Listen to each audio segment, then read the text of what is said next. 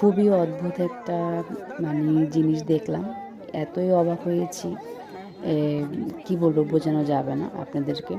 আসসালামু আলাইকুম, সবাই কেমন আছেন? আশা করি সবাই অনেক ভালো আছেন। আমি আজকে অনেক অদ্ভুত একটা জিনিস দেখলাম।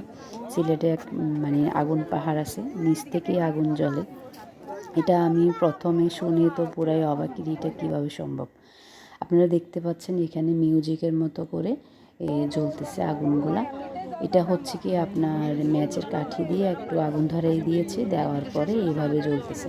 এটা মানে মিউজিকটা কী কখন জ্বলে, আমরা সবসময় দেখছি বিয়ে, তারপরে কোনো গ্র্যান্ড প্রোগ্রামের মধ্যে এভাবে জ্বলতে থাকে, বা হলুদের প্রোগ্রামের মধ্যে এভাবে দেখতাম কিছু মিউজিক বল আছে না, ওই বলের মধ্যে আর কি জ্বলতো। তো এখন দেখি যে এখানে মাটির মধ্যে মানে পাহাড়ের মধ্যে একটু আগুন ধরায় দিলে এভাবে জ্বলতে থাকে। আর সবচাইতে মানে অবাক হচ্ছে এই জন্য, মানে এই আগুনগুলা কারো গায়ে লাগে না। সবাই এই আগুনের মধ্যে হাঁটাচলা করতেছে, বাট কারো গায়ে একটুও লাগতেছে না। এটা খুবই অবাক করা একটা ইয়া। এটা পুরাটাই আল্লাহর এক মানে ইয়াতে ইশারাতে চলতেছে, আল্লাহর এক ইয়াতে আগুনটা ধরতেছে। এক একজনে এক এক রকমের মন্তব্য করতেছে যে এটা কীভাবে আসছে, কীভাবে হচ্ছে, আসলে কেউ বলতে পারতেছে না। সবাই আমাদের মতো অনেকেই দেখতে আসছে, সবাই এক একজন এক এক রকমের মন্তব্য করতেছে। আসলে কারো কাছে এটা উত্তরটা নাই। তো এটা কে বলতে পারবে সেটা জানি না। তবে আমি মানে খুবই অবাক হয়েছি, খুবই অবাক হয়েছি, এটা কীভাবে সম্ভব।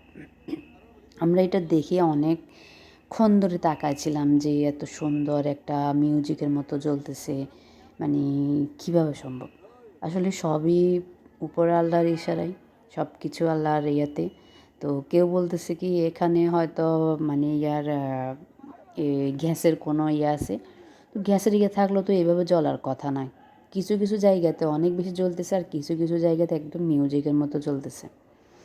তো সত্যি আসলে আমি এটা দেখে অনেক বেশি অবাক হয়েছি। আর কেউ যদি সিলেটে যান, আমার মনে হচ্ছে অবশ্যই এটাতে যাবেন, এটা যাই দেখিয়ে আসবেন, খুবই অবাক হবেন। আর এটা সন্ধ্যার পরে দেখতে হয়, দিনের বেলা নাকি এটা জ্বলে না, শুধুমাত্র মাগরিবের পরেই জ্বলতে থাকে।